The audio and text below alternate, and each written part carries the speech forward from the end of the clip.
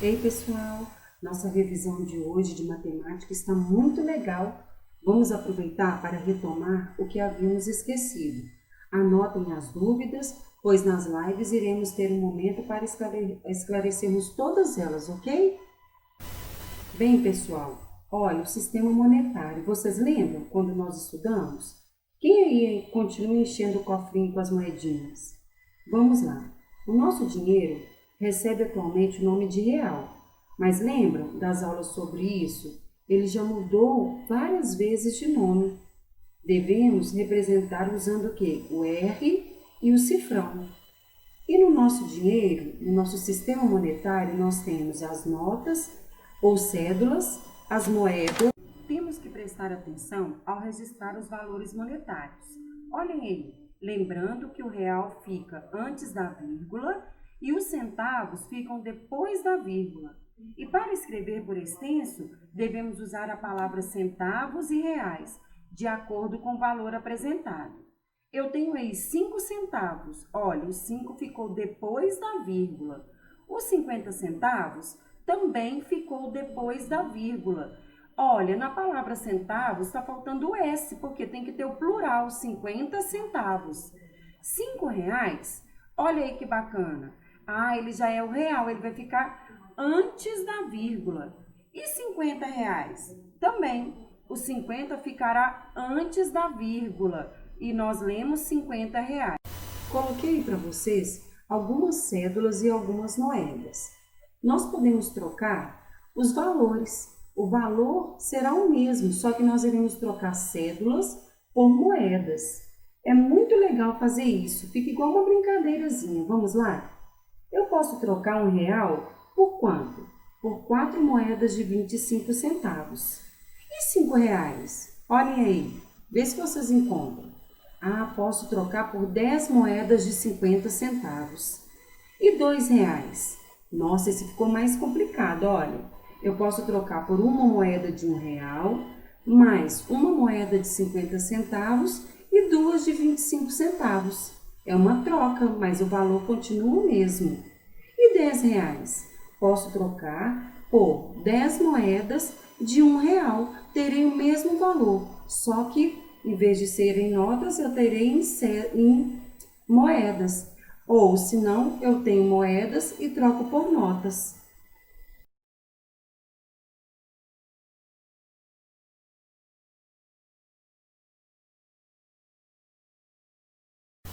Pessoal, agora vamos falar um pouquinho sobre a subtração. A adição vocês já estão tirando de letra, não é mesmo? Vamos lá.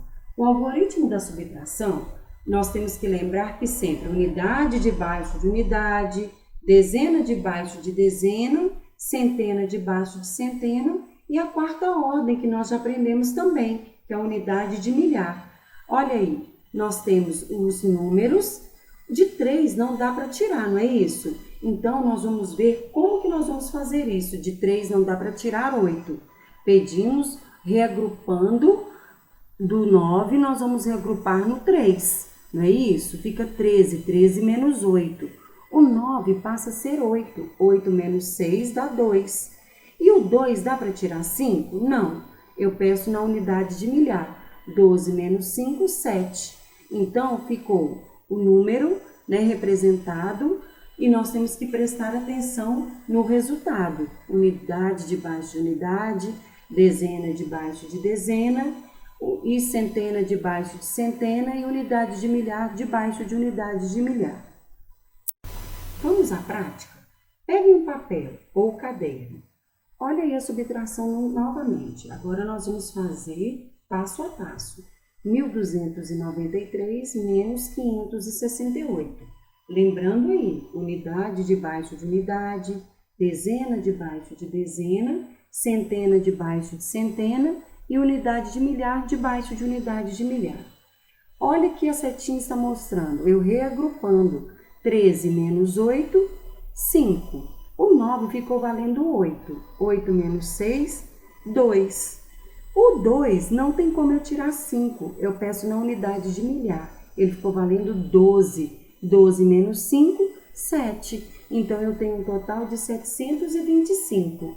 Lembrando sempre que nós temos minuendo, subtraindo, resto ou diferença. Ah, vocês lembraram na adição como que é? Primeira parcela, segunda parcela, soma ou total. E as parcelas podem ser a quantidade que vocês quiserem, ok? Que revisão gostosa é essa, né, gente? Nossa, e essa matéria que nós vamos falar dela agora, nós iremos relembrar, é muito legal de se fazer. Antecessor e sucessor. Eu coloquei aí o conceito dos dois. E vamos lá. Antecessor, antes, vem antes, sucessor, depois. Vamos treinar um pouquinho? Vamos lá, hein? Eu pergunto e você responde. Vamos lá. Quem é o antecessor de 100? Então, quem vem antes de 100? Responda para mim. Muito bem, é o 99. Outra, hein? Vamos ver quem vai acertar. Quem é o sucessor de 82? Olha, quem falou 83? Muito bem, 83. Sucessor é o que vem o quê? Imediatamente depois.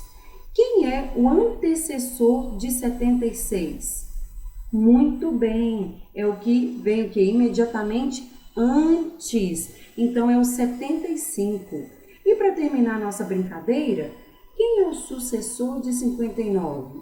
Muito bem, o 60. Ele vem imediatamente depois. Entenderam? Lembraram dessa atividade e desses conceitos de antecessor e sucessor? Caprichem na atividade, hein? Pessoal, vamos falar agora um pouquinho sobre a geometria. Quer dizer, uma parte da geometria, figuras planas e os componentes de alguns sólidos geométricos. Primeiro vamos relembrar o que são figuras planas? Muito bem, são aquelas que não possuem altura, possuem lado e comprimento, mas elas são retas, não é mesmo?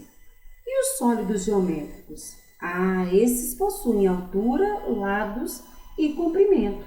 É como se eu pegasse a figura plana e soprasse como se fosse um balão. E ela começa a dar o quê? Volume, né? Então, aí se formam os sólidos geométricos. Nesse quadro, podemos perceber perfeitamente, olha, cada figura plana no sólido. Eu tenho ali em cada um a face. E eu sei que a face de um sólido, ela é o quê? As figuras que formam o sólido geométrico. Cada lado, né, de um sólido geométrico, nós temos uma figura plana. Olhem para vocês verem. Esse daí, a face azul desse cubo, é uma figura plana, chamada quadrado. A face verde do paralelepípedo é uma figura plana chamada retângulo. Da pirâmide é o que? O triângulo, que seria a parte plana. E tenho também, olha o cilindro. No cilindro, a parte plana é chamada de círculo. Então, elas fazem parte, as figuras planas compõem os sólidos geométricos. Revejam esse quadro que tem informações importantes. Nele irá falar sobre os sólidos geométricos. Nós sabemos que eles têm 3 dimensões. Quais são elas? Largura, altura e comprimento. As figuras geométricas não planas são formadas a partir da junção de figuras planas. Vamos relembrar? As faces. O que são as faces? São as superfícies planas que constituem o sólido. E os vértices? São os pontos de encontro das arestas. As arestas são o resultado do encontro entre duas faces que formam uma linha. Vamos ver isso na prática? Eu apresentei para vocês um cubo para vocês verem como que é. Olha, a face é a parte colorida, toda colorida. A aresta seria o quê? A reta, cada segmento, ela está de verde. Então, cada segmento desse é composto o quê? De arestas. E o vértice é onde elas se encontram, é onde cada uma das arestas se encontram formando os sólidos. Olhem, também na outra figura, no paralelepípedo. Olha que legal, temos a mesma coisa, faces, arestas e vértices. Vamos montar? Olha, nós podemos montar os sólidos. Usei palitos e balas de goma e assim fui formando uma variedade de sólidos. Brinque com a sua família, será muito divertido. Cada um dos palitos serão as arestas e as balas de goma serão as vértices. E aí, assim você formará cada lado formando a face e terão os sólidos geométricos. Brinquem com eles, não deixem, será um momento muito legal. Vamos relembrar um pouquinho da decomposição em uma adição e uma subtração? Vamos usá-la como uma estratégia de cálculo. Relembrando, né? Porque nós fizemos muitas atividades a respeito disso. Temos aí 55 mais 84. Então, a primeira coisa que eu fiz foi o quê? Decompor as dezenas. Ficou 50 mais 80, 130. Depois eu peguei a ordem das unidades. 5 mais 4, 9. Repeti, 130 mais 9 deu 139. Não é isso? Aí, agora eu tenho uma subtração. Observem a subtração. Eu peguei, conservei o número 89 e fiz a decomposição somente de um número, do 76. Peguei o 70. 89 menos 70 deu 19. 19 menos 6, vamos ver quanto que vai dar? Vamos lá. 10 mais 9, eu fiz a decomposição. Menos 6, que sobrou. 4 mais 9, porque eu peguei o 10 e subtraí de 6. Não é isso? E deu 4. Mais 9 deu 13. Muito bem, então essa é uma decomposição. Nós usamos a decomposição tanto na adição quanto na subtração como estratégia de cálculo. Depois que aprendemos sobre a decomposição, tanto na adição quanto na subtração, nós podemos usar para fazer comparações entre contas. Vamos ver primeiro a chamada relação de igualdade. Eu tenho aí duas subtrações. Fizemos a decomposição das duas e o resultado deram iguais, mesmo sendo continhas diferentes. Então, eu falo que as duas, elas possuem relação de igualdade. Para eu olhar isso, eu tenho que fazer uma decomposição para descobrir primeiro o resultado e depois eu uso o sinal de igual ou diferente. No caso aí, nós temos uma relação de igualdade entre as situações da decomposição.